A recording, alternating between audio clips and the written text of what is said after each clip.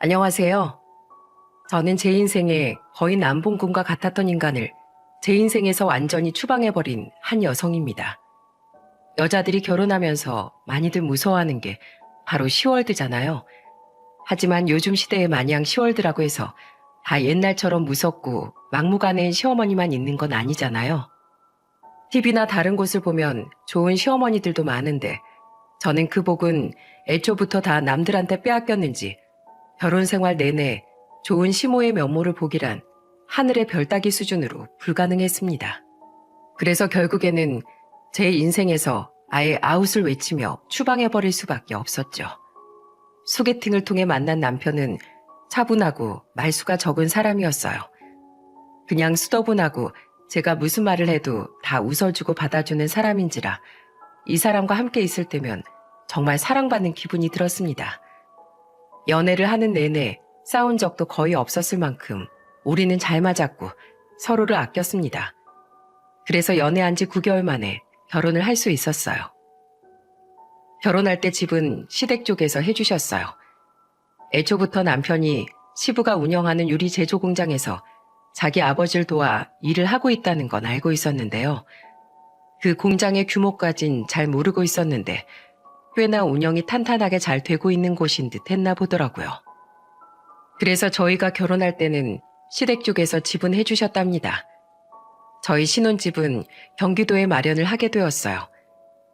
시댁이 경기도 토박이라 공장도 경기도에 있었는데 저는 원래 경상도 시골에서 살다가 그곳에서 쌀농사 하시는 부모님 품을 떠나 대학 때문에 혼자 서울로 상경을 했다가 직장을 경기도로 다니게 되면서 경기도에서 혼자 월세를 마련해 독립해 살고 있었어요.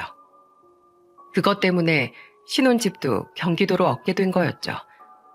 저희 부모님은 저희 신혼집에 들어갈 혼수를 다 해주셨기 때문에 감사하게도 우리 부부는 결혼할 때 빚 없이 결혼 생활을 시작할 수 있었답니다. 남들은 돈 때문에 신혼생활이 빠듯하고 힘들다는데 저는 돈 문제가 없으니 남편과 그저 행복하게만 결혼 생활을 할 수 있겠다는 큰 기대감에 차 있었어요.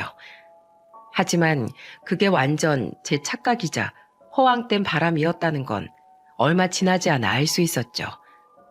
원래 결혼 전부터 시모는 본인 남편인 시부나 자기 아들에 대해 자랑이 큰 사람이었어요. 무엇보다도 본인 밑에 딸들이 있는데도 불구하고 딸들보다도 아들 사랑이 엄청 커서 딸들이 서운해할 정도였죠. 근데 그 여파가 저한테까지 오는 건 순식간이더라고요. 그땐 결혼하고 나서 첫 명절이었습니다. 연휴가 길었던 때라 저희는 시댁에 갔다가 하루를 묵고 아침 일찍 출발해 친정에서도 똑같이 하루를 묵고 올라올 생각이었죠.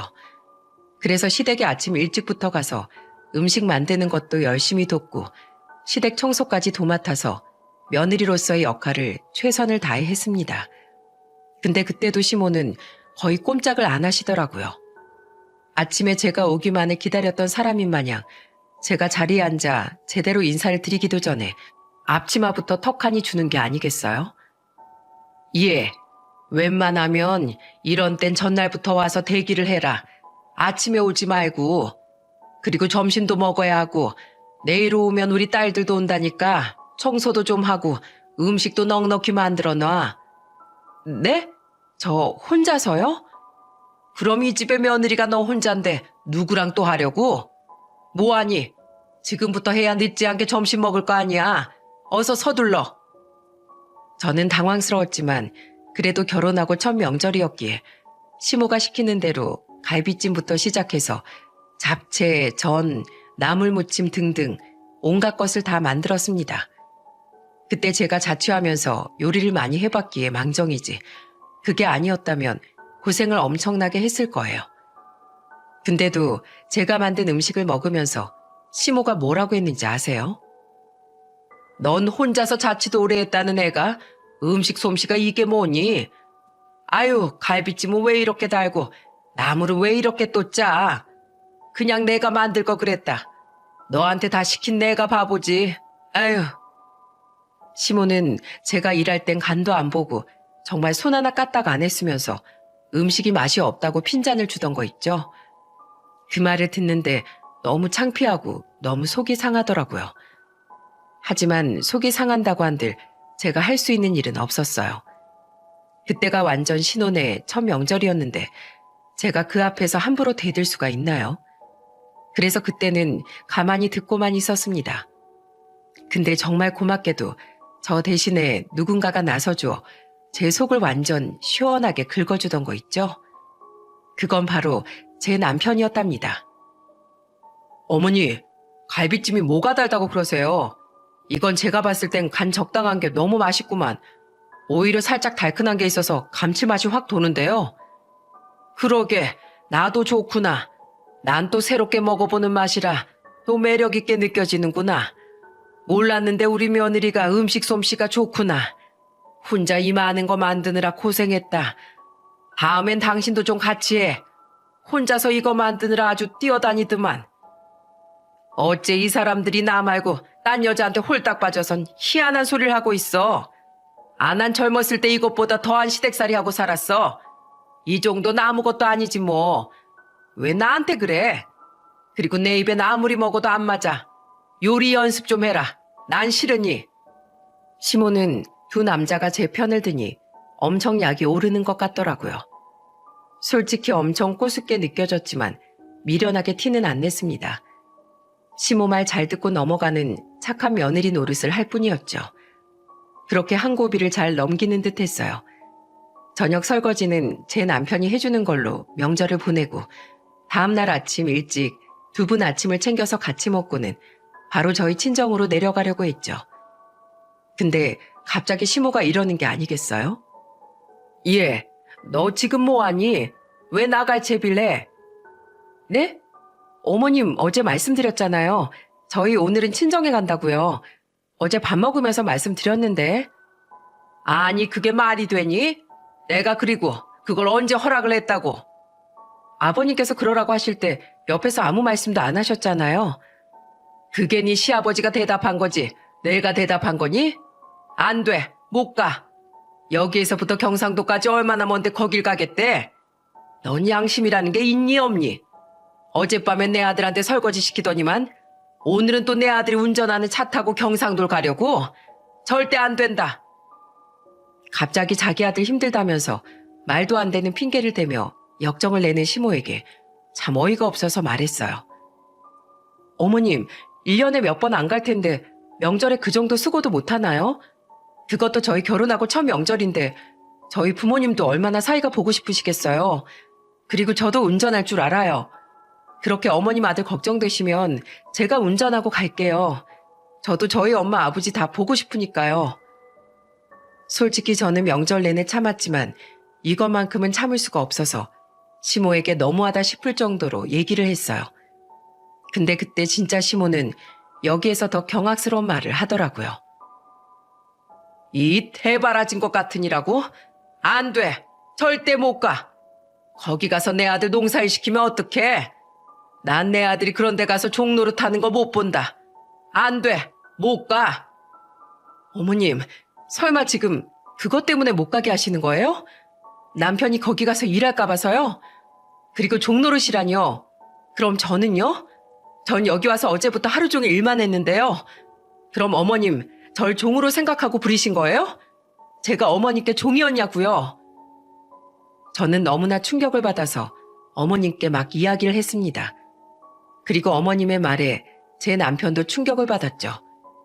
남편 역시 저만큼이나 화가 났는지 바로 절 대신에 시모에게 화를 내며 말을 하더라고요.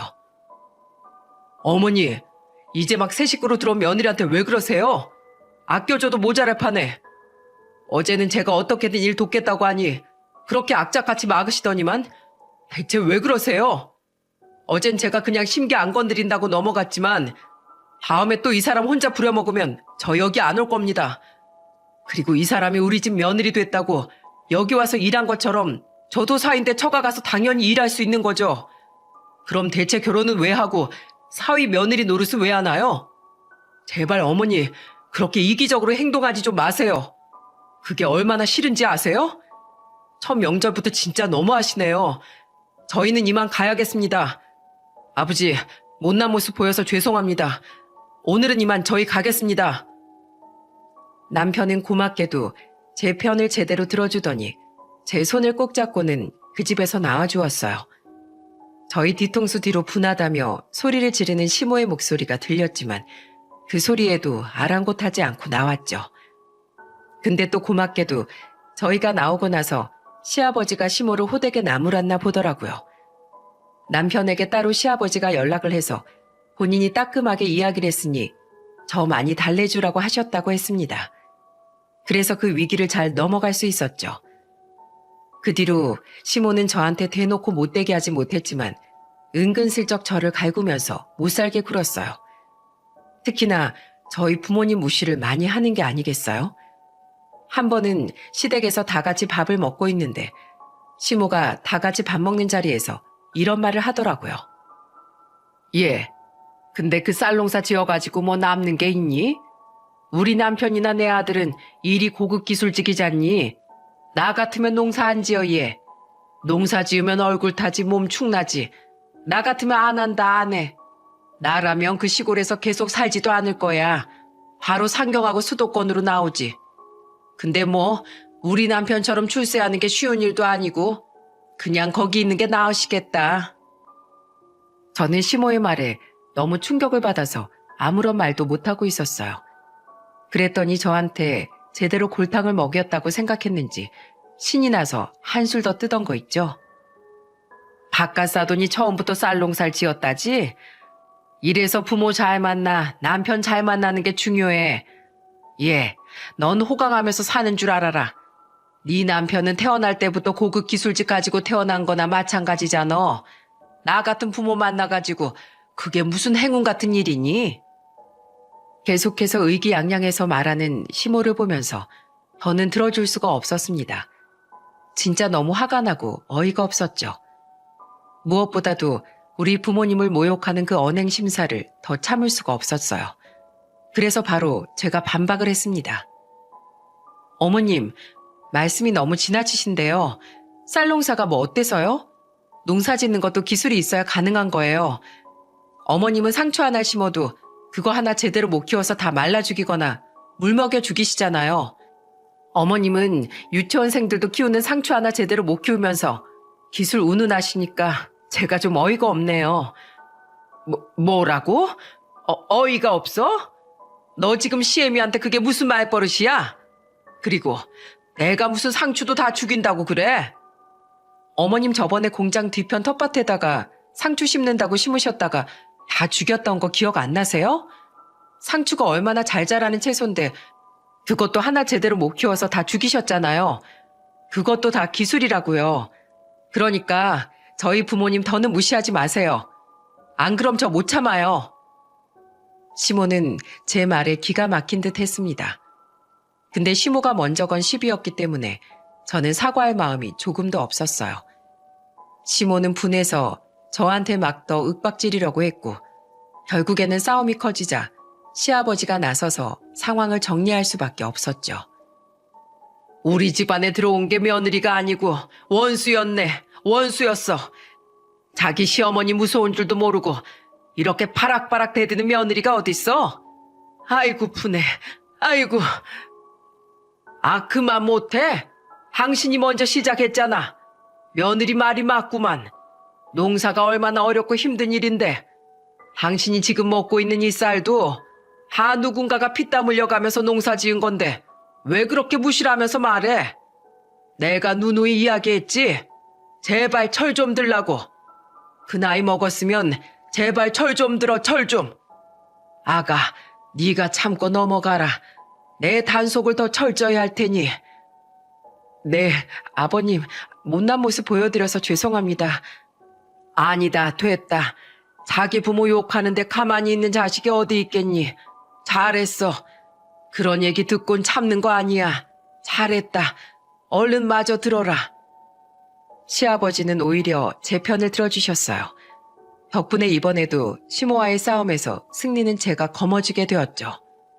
그 뒤로 시아버지마저 제가 섭렵했다고 느꼈는지 시모는 저를 향해 적대적인 감정을 숨기질 않았어요. 그러면서 또 시비를 걸더라고요.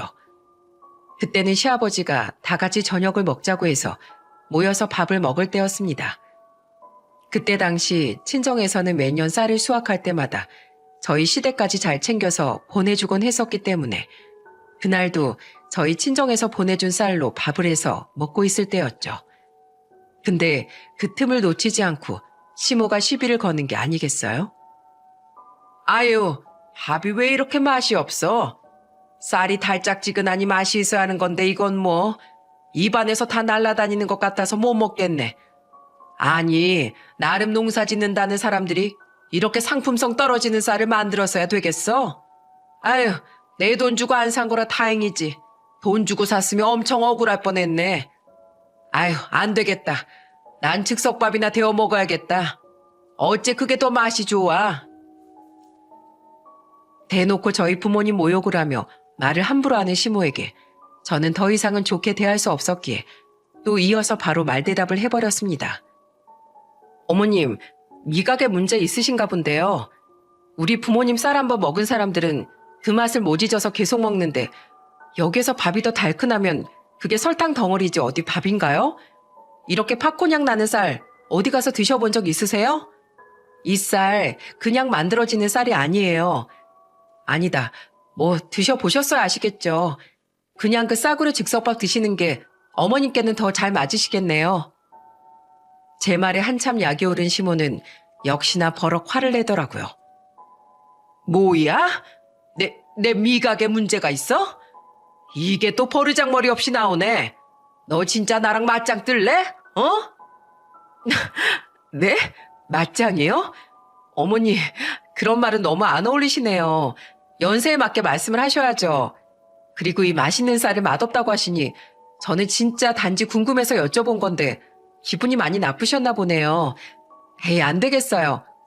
어머님 기분도 안 좋으실 텐데 어머님 입맛에 맛없는 쌀들은 제가 도로 가지고 가겠습니다. 그냥 사서 드세요. 사서요. 어머님 입에 잘 맞는 쌀로 사서 드시면 되시겠네요.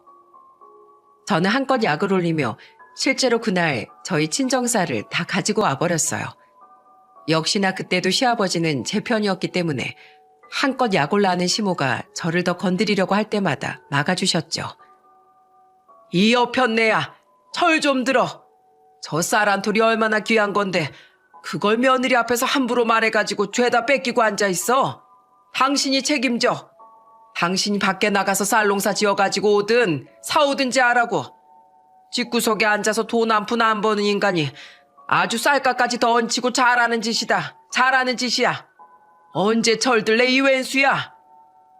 시아버지는 진심으로 답답해하며 시모를 나무랐어요. 근데 시아버지가 제가 이렇게 버릇없게 시모에게 행동을 해도 제 편을 들어주시는 이유가 있었습니다. 그건 바로 시모가 제가 시집 오기 전까지만 해도 시아버지 돈이나 시누이들 돈을 엄청 날려먹었거든요. 씀씀이가 해프고 남편이나 자식들이 버는 돈이 귀한 줄 몰랐던 시모는 도박도 하고 다단계 투자도 하면서 날린 돈이 엄청났다고 했어요. 나중에 남편한테 왜 그렇게 시아버지가 시모한테 무심하게 구시는지 물어보니까 이런 비하인드 스토리를 이야기해줬죠. 그때마다 이혼을 하려고 하셨는데 시모가 시아버지한테 엄청나게 매달려서 이혼은 면할 수 있었던 거라고 했어요. 대신에 마음이 너무 떠나버려서 시아버지가 시모한테 따뜻한 남편의 모습은 보여주지 않고 계셨던 거였어요. 이 자초지종을 알고 나니까 참 시아버지도 시모 때문에 험난한 인생을 사셨구나 싶은 게 안쓰럽게 느껴지더라고요. 그런데도 시모는 여전히 정신을 못 차리고 이제는 저를 못살게 괴롭히면서 막장 인생을 살고 있었던 거였죠. 그 뒤로도 시모는 지치지도 않는지 저만 보며 으르렁대기 일쑤였습니다. 그런데도 저는 그게 다 버텨졌어요. 왜냐하면 시모와 계속해서 신경전을 벌이며 지내고 있을 때 그래도 저도 할 말 다 하면서 당하고만 살지 않았기 때문이었죠.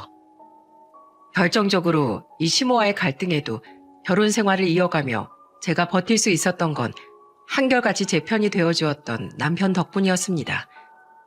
또 시아버지가 제 편을 끊임없이 들어주시기도 하셨고요.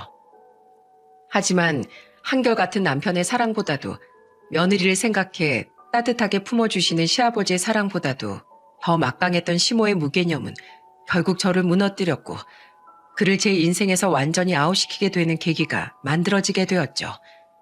시모와 계속 부딪히니 웬만해선 잘 마주치지 않으려고 저는 시댁에 가는 횟수를 현저히 줄이게 되었어요. 그래서 특별한 날 외에는 아무리 가까워도 시댁에 거의 가질 않았죠. 그래서 나름 평화로운 생활을 하고 있을 때쯤 우리 친정 쪽에 아주 속상한 일이 발생하고 말았습니다. 그건 바로 제 친오빠의 이혼이었죠. 저희 친오빠는 2살 연상인 사람과 만나 결혼을 좀 일찍 했었어요. 둘은 결혼해서 바로 아이를 낳았고 그 조카가 5살이 되었을 때까지도 아무런 문제 없이 잘 지내고 있었죠. 근데 새언니가 오빠 조카를 놔두고 바람을 폈고 그 상간남이랑 같이 살겠다면서 조카까지 버리고는 그 함께 바람핀 남자에게 가버린 게 아니겠어요? 하지만 오빠는 이미 마음 떠난 사람 붙잡고 싶지도 않고 한 번 바람핀 사람이 2번 못 피겠냐면서 그냥 여기에서 끝내는 게 맞다고 이야기를 하면서 이혼을 해버리더라고요. 하지만 혼자 살면서 아이를 키우는 일이 만만치 않았기 때문에 오빠는 친정으로 들어갔고 저희 친정 부모님이 조카를 봐주면서 지내고 있었죠. 근데 여기에서도 정말 너무 기가 찬 일이 하나 생겼어요. 이 역시 시모 때문에 벌어진 일이었습니다. 시모는 저희 친오빠의 상황을 알게 되면서 또 제가 분노하게 되는 일을 만들었죠. 그때도 제가 말하려고 말을 한 게 아니었고 오빠 친정 부모님이 오빠의 이혼과 집을 정리하느라 바쁘게 지내고 있을 때 잠깐 조카가 저한테 맡겨졌었는데 그것 때문에 상황을 알게 된 시모가 제 조카가 있는 앞에서 정말 충격적인 말을 꺼냈죠. 아이고, 애만 불쌍하게 됐네. 애만 불쌍하게 됐어. 얼마나 남자가 못났으면 여자가 도망을 갔을까. 안 봐도 비디오지. 널 보면 딱 네 오빠가 어떨지 다 예상이 간다 가. 얼마나 못났으면 여자가 애를 놓고서 도망을 가 그래. 아이고 참 말세다 말세야. 저는 이 말을 듣는데 너무 기가 찼어요. 진짜 더 들을 수도 없겠더라고요. 무엇보다도 조카가 있는 앞에서 이런 말을 꺼내는 시모를 이해할 수가 없었죠. 그래서 역시나 이번에도 반박을 했습니다. 어머님, 제발 그만 좀 하세요. 왜 그렇게 성격이 모나셨어요? 저 진짜 살다 어머님처럼 성격 고약하신 분 처음 보네요. 왜 새언니가 바람핀 게 저희 오빠가 모나서 그런 거죠? 바람 피우는 인간이 못된 인간인 거죠? 그렇게 꼬아서 말씀하시면 마음이 좀 편하세요? 그럼 진짜 어머님 문제 심각한 거예요. 제발 그 성격 좀 고치세요. 어머님이 계속 그렇게 사시잖아요? 그럼 노인 되셔서도 어디 가서 대우도 못 받고 외롭게 사실 거예요. 아시겠어요? 저는 뒤따라 저한테 반박하려는 시모가 꼴도 보기 싫어서 조카만 데리고 나와버렸어요. 그 뒤로는 조카가 있는 동안 시모와는 아예 부딪힐 일도 없게 했죠. 그 후로 조카는 다시 친정으로 돌아갔고 거기에서 자기 아빠랑 할머니 할아버지랑 잘 지냈죠. 새언니가 바람을 피고 나갔어도 그래도 거기까진 다 괜찮았어요. 새언니의 존재는 금방 잊혀졌고 모두가 새로운 환경에 잘 적응해서 사는 듯 했었거든요. 하지만 위기는 생각지도 못한 때, 생각지도 못한 곳에서 온다고 하죠. 나름 모두가 또 위기를 잘 극복하고 잘 지내고 있다고 생각했을 때 저에게 그리고 우리 친정에게 엄청난 시련이 찾아오게 되었습니다. 그리고 그 일을 계기로 제 인생의 불순물을 걸러내야만 했죠. 그때는 시댁에서 시할아버지의 제사가 있는 날이었습니다. 시모와 마주치고 싶지 않아도 제사는 지내야 했기에 시댁으로 가서 제사 음식을 준비하고 있을 때였어요. 한창 바쁘게 제사 음식을 만들고 있는데 저한테 전화가 오더라고요. 저는 그 전화를 듣고는 깜짝 놀라 거의 기절할 뻔했습니다. 왜냐하면 그건 바로 저희 친정엄마가 사경을 헤매고 있다는 연락이었거든요. 그렇게 된 이유는 엄마가 6살 된 조카와 놀아주겠다며 계곡에서 다슬기를 잡다가 물에 빠진 조카를 구하느라 무리를 했고 결국 조카는 구했지만 엄마가 오히려 물에서 못 빠져나와 뒤늦게 구조되었다가 사경을 헤매게 된 거였죠. 저는 그 말을 하자마자 바로 시아버지와 시모에게 상황을 말씀드리고 엄마가 계시는 병원으로 가려고 했어요. 근데 거기에서 저는 너무나 경악스러운 말을 들어야만 했죠. 야, 어딜 가? 지금 여기 제사상 차리기도 바쁜데 쇼하지 마, 제발. 너 그냥 여기서 나가고 싶어서 괜히 난리치는 거지? 네가 가면 뭐 사경을 헤매는 니네 엄마가 돌아오기나 한다니? 잔말 말고 전이나 마저 붙여. 얜 일하다 말고 어딜 가겠다는 거야? 개념이 없어도 웬만큼 없어야지. 저는 순간 제가 잘못 들은 건가 싶어서 제 두 귀를 의심해야 했습니다. 그만큼 믿기지 않는 말이었어요. 하지만 저는 그 말이 다 제대로 들은 말이라는 걸 인지했고 그때부터는 이성을 잃을 만큼 화가 나더라고요. 제대로 열이 받았던 저는 더는 참지 못한 채 만들고 있던 제사 음식들을 죄다 쓸어서 싹 다 엎어버렸죠. 전혀 예상하지 못했던 행동을 제가 하고 나니 거기에 있는 모든 사람들이 다 깜짝 놀랐어요. 그리고 누구보다도 시모가 굉장히 충격을 받은 듯 했죠. 하지만 그 정도 놀래킨 것 정도론 분이 풀리지도 않았고 속이 시원하지도 않았습니다. 그래서 그 감정 그대로 시모에게 쏟아 부어버렸어요. 그래요. 하기 싫어요. 여기서 내가 왜 사람 취급도 못 받으면서 며느리 노릇을 하고 있어야 하는지도 모르겠고 내가 왜 이 집에 시집 와서는 시모란 인간한테 이딴 멍멍이 같은 소리나 들어야 하는지 모르겠다고요. 차라리 나 여기 며느리 사퇴하고 우리 엄마 보러 친정으로 가야겠습니다. 그동안 진짜 지긋지긋했네요. 이 집 며느리 노릇하는 거 그냥 저 때려치우겠습니다. 잘 먹고 잘 사세요. 저는 이 폭탄 같은 말을 뱉어버리고는 그 꼴도 보기 싫은 시모가 있는 집에서 나와버렸어요. 덕분에 시댁은 완전 아수라장이 되어버렸죠. 근데 다시는 보지 않을 각오로 한 행동이었기에 후회도 미안함도 없었습니다. 오히려 속이 다 시원할 뿐이었죠. 그리고 더 좋았던 건 그 자리에서 남편이 저를 따라 나왔다는 거였어요. 저는 솔직히 우리 애만 데리고 나오려고 했는데 남편이 제 손을 잡더니 같이 나와주더라고요. 정말 너무 고마웠죠. 또 더 고마웠던 건 그대로 시댁에서 나와 남편은 정말 최선을 다해 빠른 속도로 친정 엄마가 있는 곳으로 가주었습니다. 저희가 도착하니까 다행히도 엄마는 의식을 차리신 상황이었고 회복만 잘하면 된다는 이야기를 들으신 상황이었어요. 정말이지 하늘이 도운 것 같았답니다. 그 뒤로 엄마는 몸이 크게 다친 것까진 아니셔서 잘 회복이 되어가고 계셨어요.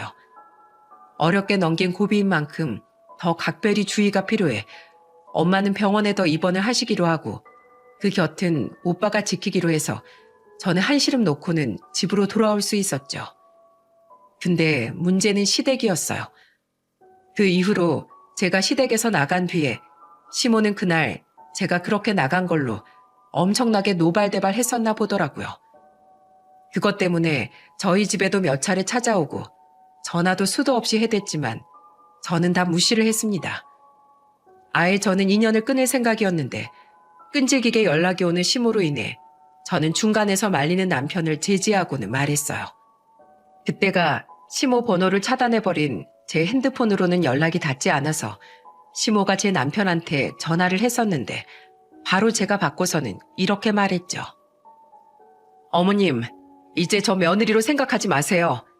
그때 말씀드렸다시피 저 이제 어머니 며느리 안 할 거니까요. 이렇게 계속 전화하시는 것도 그만하세요. 저는 앞으로 끝까지 어머님이랑은 연락 안 할 겁니다. 저랑 어머니는 그냥 남남으로 지내는 게 서로에게 나을 것 같아요. 이야, 너 진짜 대단하다, 대단해. 야, 너 네가 나한테 이딴 식으로 대하고도 무사할 것 같아? 내가 너 이혼시킬 거야. 당장에 내 아들이랑 이혼시키고서 너랑은 정반대로 참하고 착한 애랑 재혼시킬 거라고. 두고 봐 어디.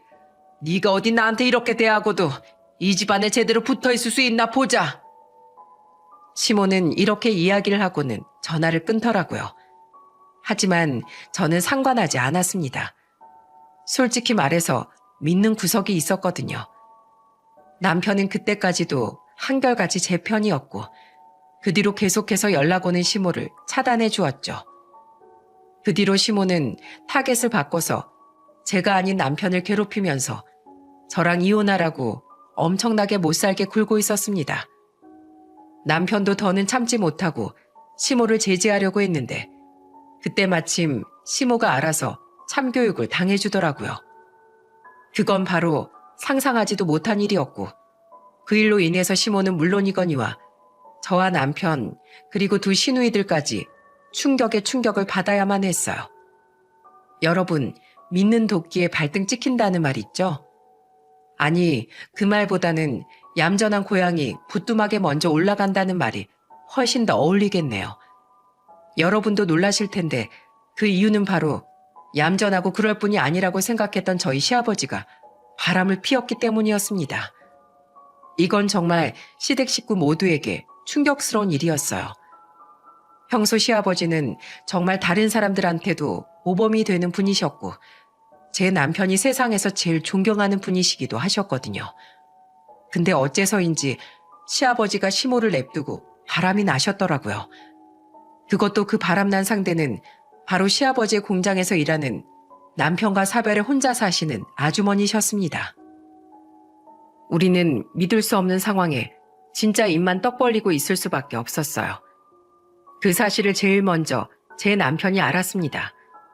왜냐하면 시아버지가 바람난 여자와 재혼을 하겠다며 시모에게 갑작스런 이혼을 통보해왔고 그 이혼 통보를 받은 시모는 엉엉 울면서 저희 남편에게 찾아와 모든 상황을 다 말했거든요. 남편은 믿을 수 없는 이야기에 시아버지에게 직접 들어야겠다며 바로 시댁으로 갔습니다. 저는 그때까지도 시모와는 상종을 안 하고 있었기에 남편만 밖에서 시모를 만나서 그대로 시댁으로 간 거였죠. 저는 남편보다도 나중에 듣고 놀라워했던 거예요.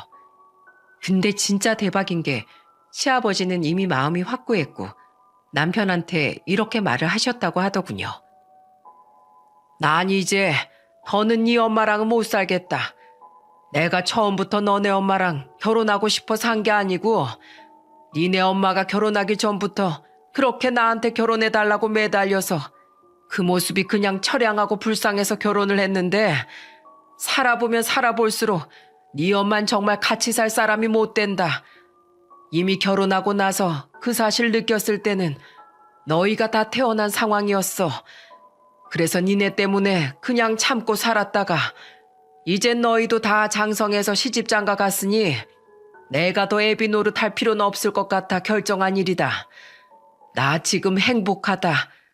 네 엄마랑 결혼해 살면선 한 번도 행복한 적이 없었어. 근데 이제서야 진짜 내 인생을 사는 기분이야. 그래서 이혼을 결심한 거다.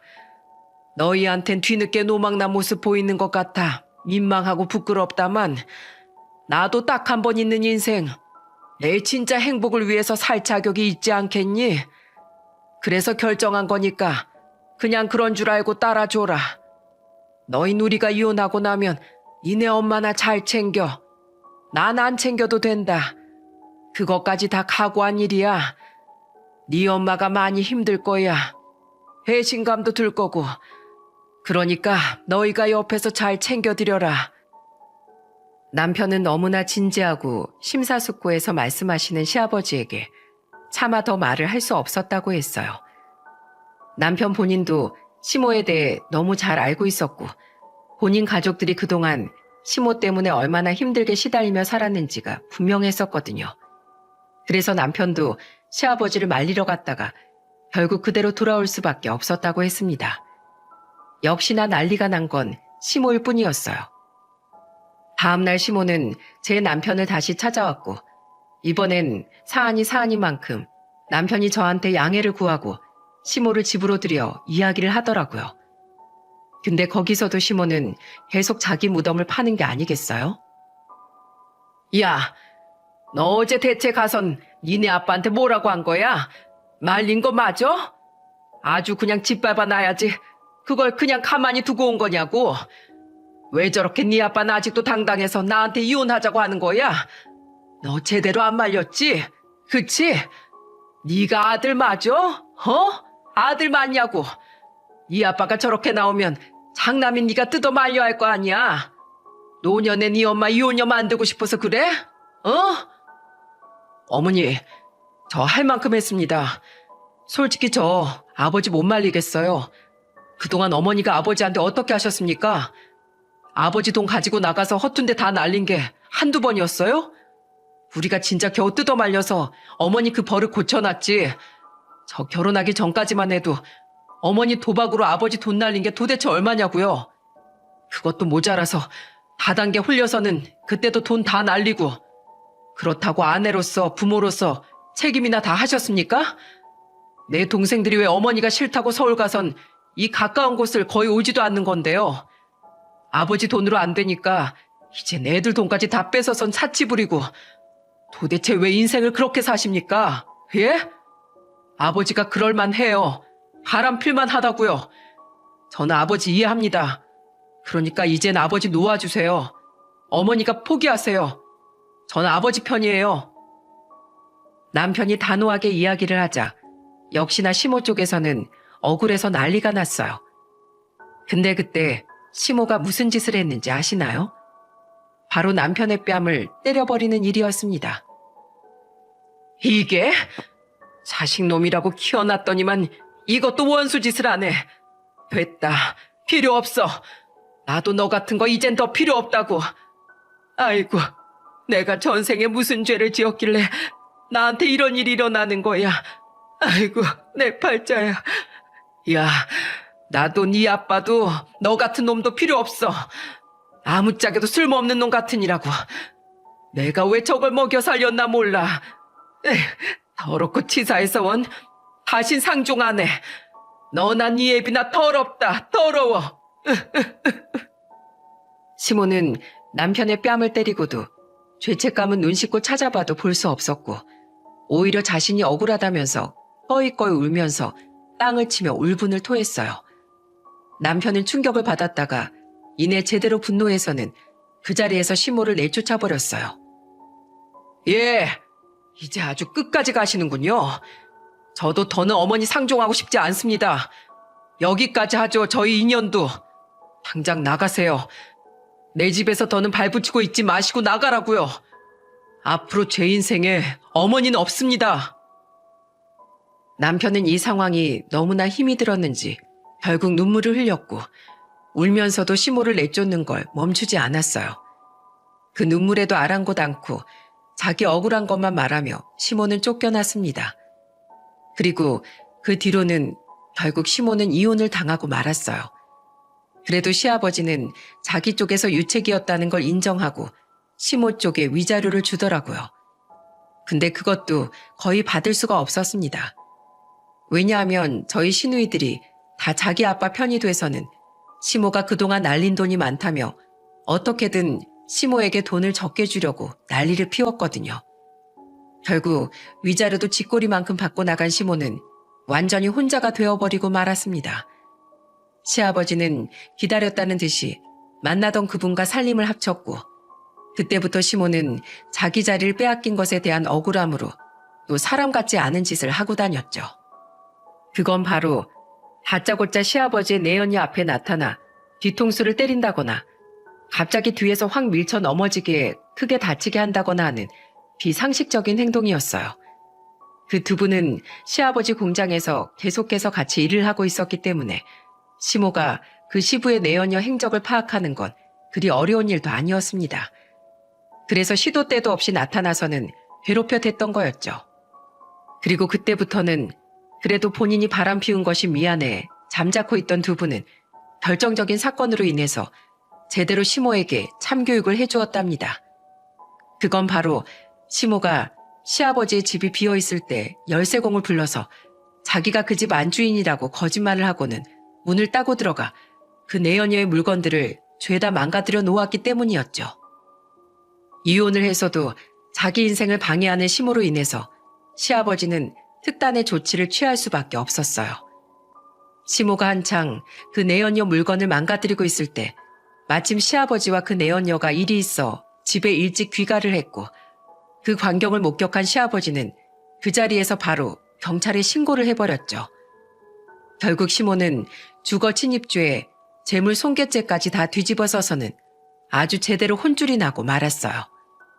시아버지는 어떠한 선처도 합의도 해주지 않았기에 시모는 그대로 거액의 벌금형을 선고받아 물 수밖에 없었습니다. 그 뒤로 어떻게 되었는지 아시나요? 기세가 강했던 시몬은 거기까지 당하고 나니 받았던 위자료도 다 까먹게 되면서 오갈 데가 없는 신세가 되고 말았죠.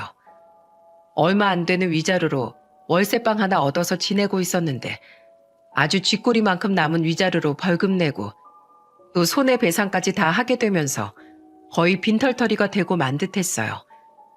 결국 월세 낼 돈도 없어진 시몬은 그제서야 엉엉 울면서 우리를 다시 찾아왔더라고요. 아들, 며느라, 미안하다. 나 지금 월세 낼 돈도 없어. 지금까지 평생 일도 안 하고 집에서 주부로만 있었는데 내가 나가서 무슨 일을 하겠니?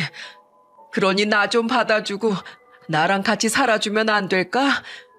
그것도 아니면 한 달이 용돈이라도 좀 다오. 나 너무 힘들어. 지금 몇 달째 월세 못 내서 방 빼라고 난리다. 딸들도 전화를 안 받아. 너희 어쩜 그렇게 예미한테 무심하니? 며느라, 넌 같은 여자인 내가 불쌍하지도 않어? 어쩜 그렇게 무심해? 저는 얼토당토하는 이야기를 들으며 기가 찼습니다.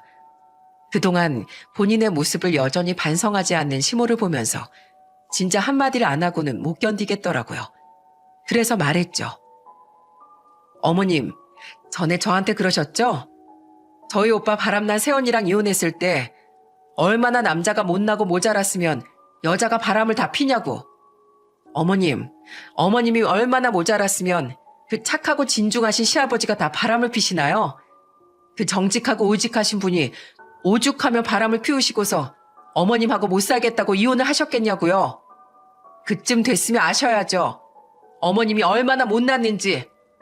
제발 정신 차리세요. 있죠. 제가 이런 말까진 안 하려고 했는데요. 이 세상에 어머님 같은 사람만 있으면 이 세상은 아마 바로 망할 거예요. 그만큼 어머님 진짜 너무하신 분이라고요. 제발 좀 자신을 돌아보시고 그 허세 버리세요. 안 그럼 어머님 평생 그리고 독수공방 하시면서 외롭게 사실 테니까. 저는 여기까지 말하고는 받아주지 않았습니다.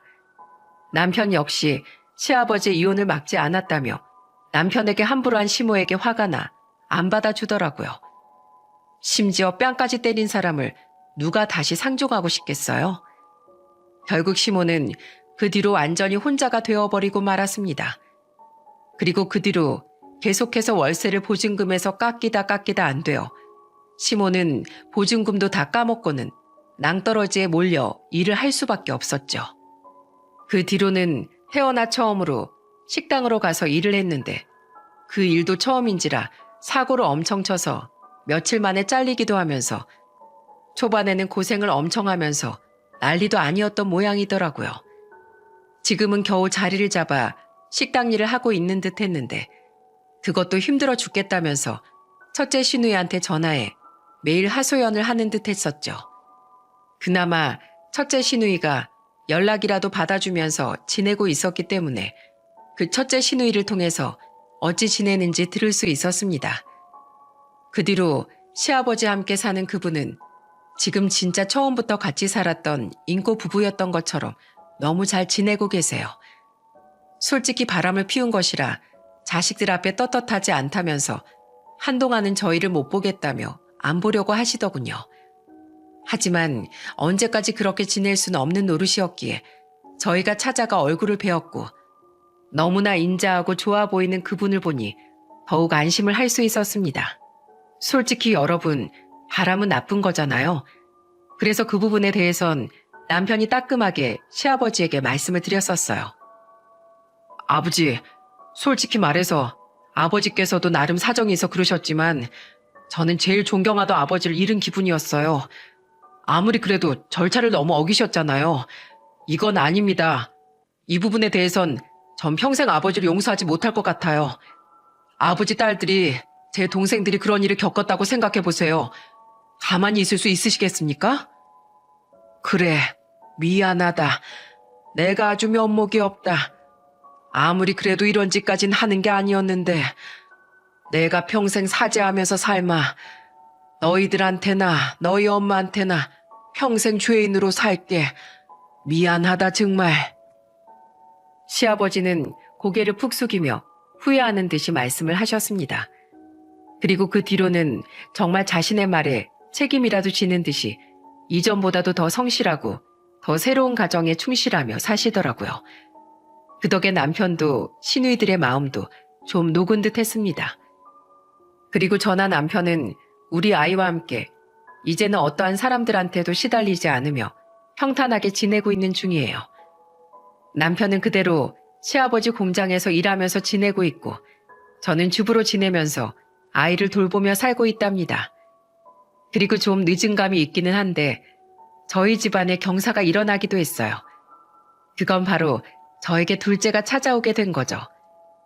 첫째와는 나이 차이가 있지만 그래도 둘째를 가진 기쁨을 만끽하면서 지내고 있는 중이랍니다. 여러분, 저는요, 사람이 살면서 실수는 할 수 있다고 생각해요. 시아버지와 시모는 둘 다 인생의 큰 실수들을 범했지만 시모는 그 실수의 무게가 너무나 컸죠.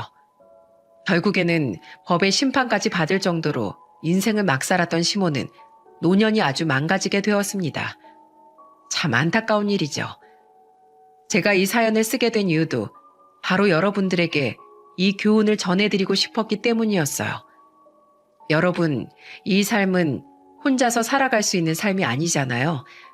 누군가의 도움을 받고 또 누군가에게 도움을 주듯이 누군가에게 따뜻한 말 한마디, 따뜻한 행동 하나 하는 것이 정말 중요하죠. 하지만 시몬은 그게 없었어요. 그저 아나무인의 자기가 세상의 중심인 사람이었죠. 그래서 끝에는 그 주변에 아무도 남지 않고 혼자가 되어버린 외톨이 인생이 되어버린 겁니다. 여러분, 지금 바로 옆에 있는 사랑하는 가족들, 사랑하는 친구들, 그리고 부모님 자녀들에게 따뜻한 말 한마디, 따뜻한 행동 하나 해주시는 건 어떠신가요? 저도 이 사연을 쓰면서 오늘도 내 옆에 있어주는 남편과 내 자녀에게 고마워 한 번씩 꼭 껴안아주고 왔답니다. 그럼 부디 남은 연말 아낌없이 사랑하시고 아낌없이 행복하시길 바랄게요. 저의 사연 들어주셔서 정말 감사합니다.